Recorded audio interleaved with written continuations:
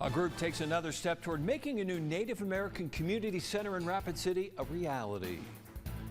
Rapid City police are expanding their presence in the North Rapid City neighborhood with a new precinct office. And a woman charged with first-degree manslaughter changes her plea in court this morning. Your news starts now.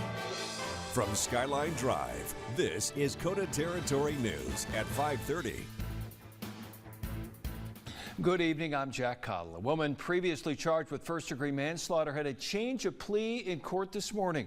40-year-old Naomi Prairie pleaded guilty to one count of abuse or neglect of a disabled person and one count of child abuse, with all other charges dropped. In the factual basis statement for the case read in court, it was said that Prairie's adult son is paralyzed and she was the primary caretaker. Prairie admitted to rarely changing her son's colostomy bag and failing to bathe him regularly. Prairie also admitted to giving her younger son, who was no older than 7 years old at the time, meth, in addition to not taking him to school or health appointments. A sentencing hearing has been set for June 2nd. Prairie faces a maximum of 12 years in prison for both the child abuse and adult neglect charges. Well, it's another windy day today. How much more of it are we expecting? Chief Meteorologist David Stradling is here to let us know. Yeah, that really gave it a chill out there with that wind biting. Yeah, especially this morning. Temperatures started off in the 20s for some of us. That wind had a bite to it, and we're going to be seeing those winds weaken this evening. It'll be a slight breeze the next couple of days, but nowhere near what it's been yesterday and today. We're still dealing with some breezy conditions with strong northwesterly winds, anywhere from 15 to 25 miles per hour across northeast Wyoming and 20 to 30 miles per hour for many spots in western South Dakota. A wind advisory is still in effect until 6 p.m. for much of the South Dakota plains into the central part of the state too. As we look outside, clouds are starting to clear up. We have had a few showers today, so overall it's been pretty nice with a little bit of moisture, but those showers linger mainly south of I-90 right now in western South Dakota. These will continue to taper off through the evening hours. 40s and 50s are the prominent temperatures on the map. Will be much warmer tomorrow and Wednesday. We'll talk more about that warm up in a little bit. Thank you, David. As Rapid City continues to grow, so does the need for more law enforcement present. That's why the Rapid City Police Department is opening a new precinct in the North Rapid neighborhood. Our Zeta Jones has the story. And I'll just tell you, if you're a criminal, don't commit crimes. We are investing in public safety in Rapid City. This is not the place to come and cause problems. While South Dakota remains below the national average of violent crimes, Rapid City experiences double the amount, with 31.46 per 1,000 residents in the typical year. That's according to statistics from the Neighborhood Scout. In an effort to target crime in the North Rapid area, the Rapid City Police Department is opening a new precinct in the area of 120 Knollwood Drive. Having folks right there in the neighborhood from the police department accessible, but also all of that outreach work that requires coordination and having a presence in the neighborhood can be housed under this location. Hedrick says this area has required a lot of police presence throughout the years and is now getting the backup needed to create a more protected area, cutting response times and creating an extra layer of safety for residents. We want them to know that this investment is just another way that we can show them that we got your back, that we're going to provide the resources that you need to protect this great community and help us to grow even better. As population increases, Hedrick says so does the crime. Rapid City has seen a steady and continuous growth over the years. And as a public safety agency, it's our job to make sure that we have the resources in place to address the public safety need. The space of this building is going to give us the abilities to centralize some of our north sector efforts under one roof. Rapid City has two existing precincts, one located downtown and another southwest of downtown, and an additional two are in the works. Reporting in Rapid City, I'm Zeta Jones. Earlier today, Hisapa OTP announced confirmation of a $9 million award set to bring about a long-awaited community center in Rapid City. The funding, which comes from the City of Rapid City's Vision Fund 2022 cycle, will fund the center's construction on Haynes Avenue. The building, which is set to break ground in 2026, will include a gym, kitchen, and other amenities. The executive director for Hisapa OTP, Shante Hart, says the center will not just be a building, but a place where culture can be preserved, multiple generations can be empowered, and connections can be made in Rapid City regardless of race. With think this is a monumental time for Rapid City because this has never happened before. And so I think it's up to us as the new generation to create a new relationship in Rapid City for all people. Hart explained the $9 million in funding does need to be matched and encourages anyone who wants to donate to do so. Visit our website, kotatv.com, for a link. For parties struggling to have a presence in a deeply red state, one woman holding town halls across KOTA territory may represent a fresh start. As the Democratic Party seeks to restore its presence in South Dakota, Nikki Gronley, the former USDA Rural Development State Director under the Biden administration and the former vice chair of the South Dakota Democratic Party, emerges as a potential leader. Tonight's town hall will give an opportunity for people in KOTA territory to have their voices heard and their needs met. Gronley stresses that everyone is welcome. The conversations at the town hall will be documented and compiled into a report that will be delivered to Congress in Washington, D.C., in hopes that they take a look at what South Dakotans are concerned about. I just invite anybody who has concerns to come out to the town hall this evening, share your personal stories, share what your concerns are. If you had the opportunity to talk to your members of Congress, what would you like them to know? We want to make sure we're there, we're compiling this report and sharing that. Now, while she hasn't announced any plans to run, her growing visibility as the new face of the South Dakota Democratic Party is hinting she might be the one to take on Representative Dusty Johnson or Senator Mike Rounds. And Senator Mike Rounds hosts a forum with tourism leaders here in South Dakota. The senator fielded questions and feedback on a range of topics impacting the tourism industry. Diana Nielsen, the CEO of the Mount Rushmore Society, voiced her concerns over recent federal staffing cuts at Mount Rushmore. Rounds had asked Nielsen to reach out and provide more information to him so that he could look into the issue. I was encouraged by that. You know, on a national level, it's hard to get to the specifics. So the invitation to talk with him and his staff about some possible pressure points is very encouraging.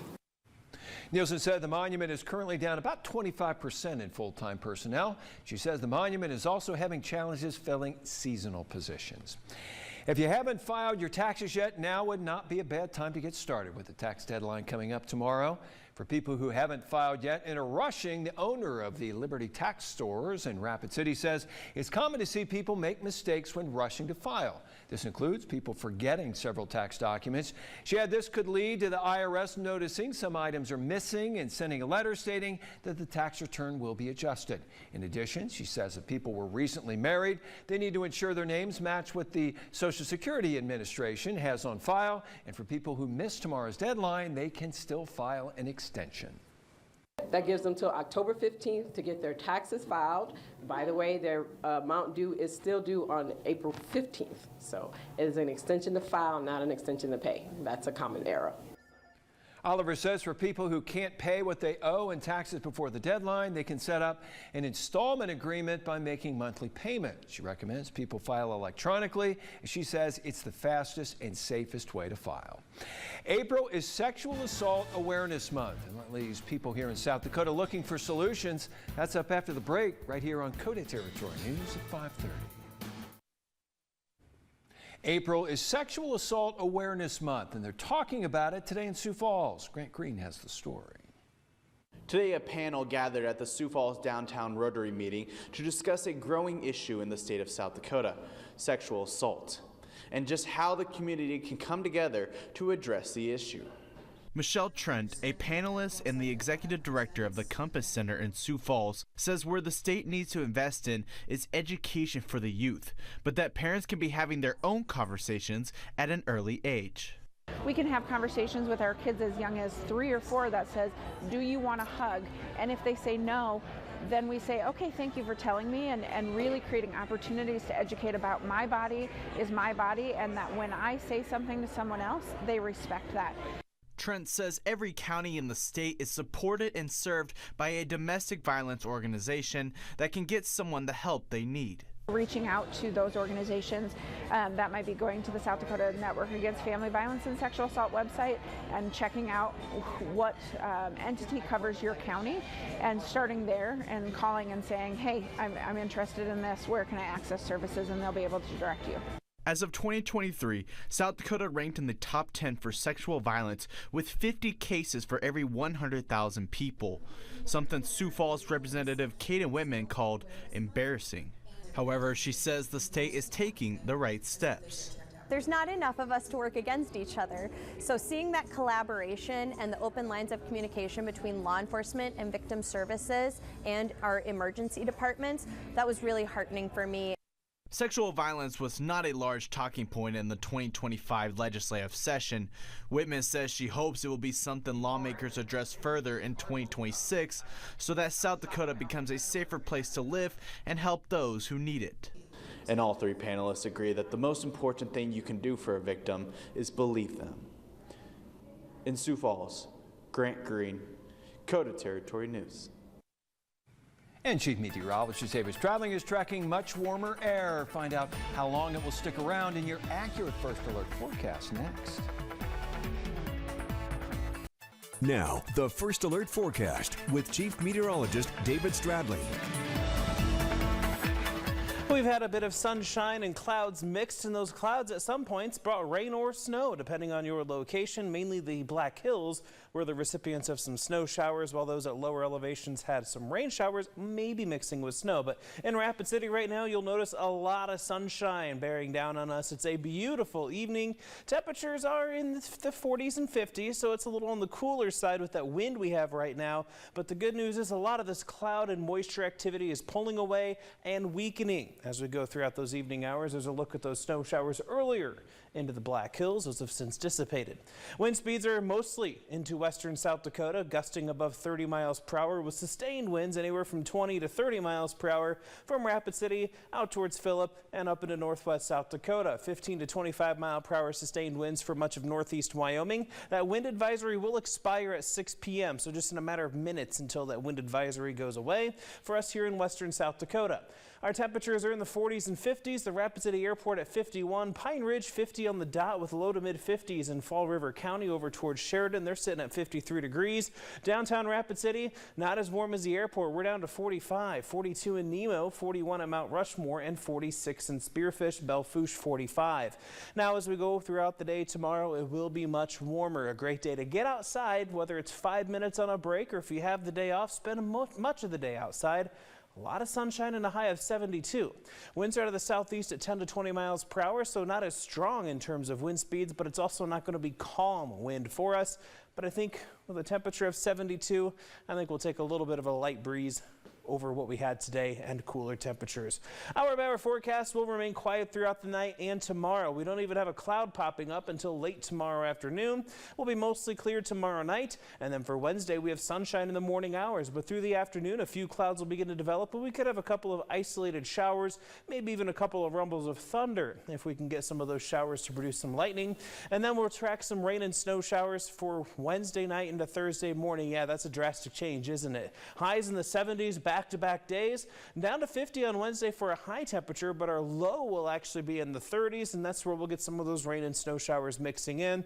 Not expecting widespread impacts, but there could be some dusting of snowfall on grassy surfaces maybe when we wake up, but during the daytime hours it may have a hard time overpowering the incoming solar radiation for any impacts. So that's what we'll be watching for Thursday. Friday we could have some light rain or snow showers. Temperatures down to 44 degrees. It will be windy Thursday and breezy on Friday, so we will be dealing with more wind towards the end of the week. And as we go towards Easter in the following week, slightly above normal temperatures remain in the forecast, likely some 50s and 60s. But in terms of moisture, we are going to be slightly favored to stay above normal as kind of an active pattern will persist for us. So more rain shower chances, maybe some snow showers mixing in, but nothing significant in terms of the wintry weather. We could just be seeing some uptick in moisture, something we need. We've been asking for quite some time as that drought monitor persists and our deficit in moisture is also remaining. Generally clear overnight tonight with temperatures in the 20s and 30s. It will be chilly for some spots waking up in the morning hours, just kind of a heads up for you. But we'll warm up quickly throughout the day. Sunny skies tomorrow, much warmer, 60s and 70s. Yeah, get out, soak up some sun, enjoy the warmth while we have it. It'll be around Wednesday too, but Thursday those changes return. After 60s and 70s the next couple of days, we have 30s and 40s for Sheridan, Gillette, Spearfish, and Deadwood. Some rain and snow showers on Thursday as well with some wind picking up.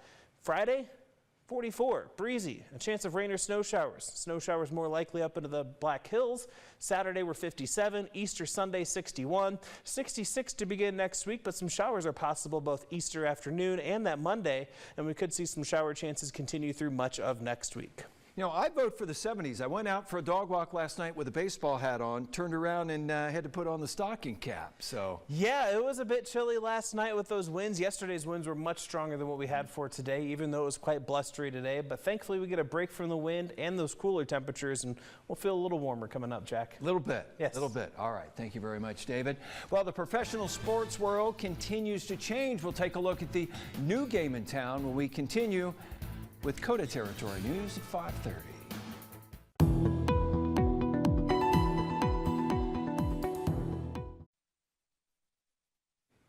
We know you've heard about Major League Baseball. Now there's Major League Soccer here in the U.S., but did you know about Major League Table Tennis? It's a real thing, and the league is in its inaugural season. We'll head to this past weekend's big match in Philadelphia.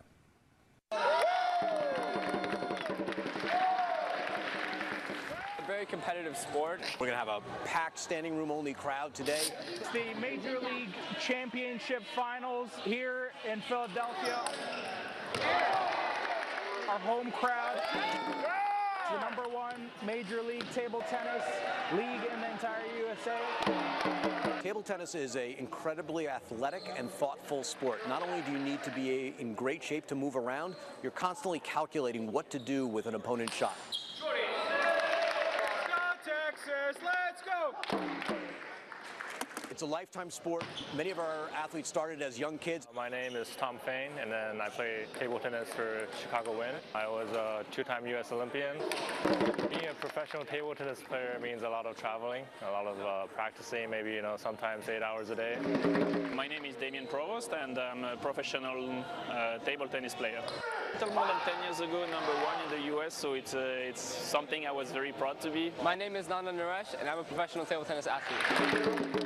I don't think any sport can compare. Unlike some sports where you have, like take baseball, you have 60 feet to decode a fastball or a curveball. Here you have 9 feet to figure it out. This is super exciting. There's a lot of energy. People are into sports. They'll fall in love with table tennis. Let's go! Give it a shot. I think you'll have a great time. 10 people with ties to this area are being inducted into the South Dakota Sports Hall of Fame. Tom Casey was the longtime sports voice of Keeley Radio on the Pine Ridge Reservation. Jesse Combs of Rapid City broke the women's land speed record back in 2019. Two brothers from Pine Ridge are in, Edgar and Hobart Lone Hill. They were among the top amateur boxers in the region. Former Central football coach Kim Nelson won more than 300 games as a coach. Saddle Bronc rider Tom Reeves from Eagle Butte is a former world champ and was a regular at the National Finals Rodeo. Former Hot Springs track coach Jim Tays was the longtime coach and athletic director for the Bison. And former Stevens track coach Lemoyne Trout won 6 straight girls state titles. He also coached at Central. And Adam Vinatieri has a storied career kicking for Central, South Dakota State, and ended as the NFL's all-time leading scorer. When we come back, we'll see how animals protect their own and an amazing bit of instinct. That's coming up after the break right here on KOTA Territory News 5:30.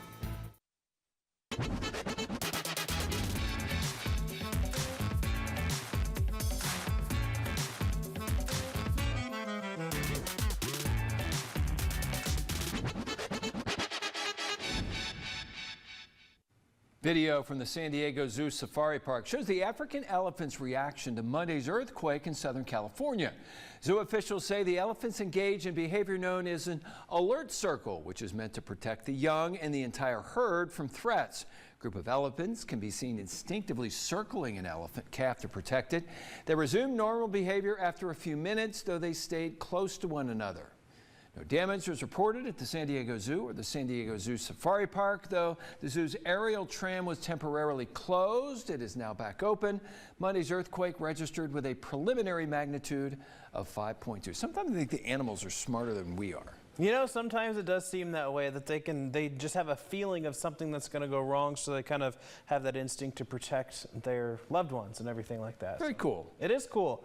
Cool, kind of like our temperatures, Jack, especially in the morning hours. Those temperatures this morning were in the 20s for many, and some of us will be back in the 20s. We'll start off in the 30s tomorrow. Warming up quickly, though. We'll end up in the 70s by the afternoon. 72 with sunny skies. Not a lot of wind tomorrow. A slight breeze both tomorrow and Wednesday, but those winds will be borderline windy on Thursday, gusting up to 40 miles per hour, a little bit higher. Back-to-back 70s, but we're really cooling off into the 40s and 50s Thursday and Friday. Some showers are likely in town with some snow showers in other areas. By Saturday, we're breezy and 57, so a nice start to Easter weekend minus the wind. Easter Sunday, 61. A few showers are possible. Not going to be a washout or anywhere near it, so you don't have to worry about any Easter plans you have. Just download the KOTA First Alert weather app and kind of keep an eye on that radar if you need to pop out the umbrella for time to time. By Monday, we could also have a few showers and temperatures will remain mild up to 66 degrees. We got to get back out of that cycle of warm in the middle of the week and then cooler on the weekends. We got to switch that around again. Yeah, we got to try to change that around for the warmer weather on the weekend for us, but thankfully Saturday was nice and I was able to get the dog to the dog park because I kind of had an insider knowledge that it was going to be windy on Sunday, Jack. Oh, you've got it all down. Did the dogs go in the creek? Yes, they always do. Okay. Winter, summer, doesn't matter. Doesn't matter. All right, that'll do it for us. Thanks for watching. Hope to see you tonight at 10. Thanks for watching KOTA Territory News, your local news and weather authority.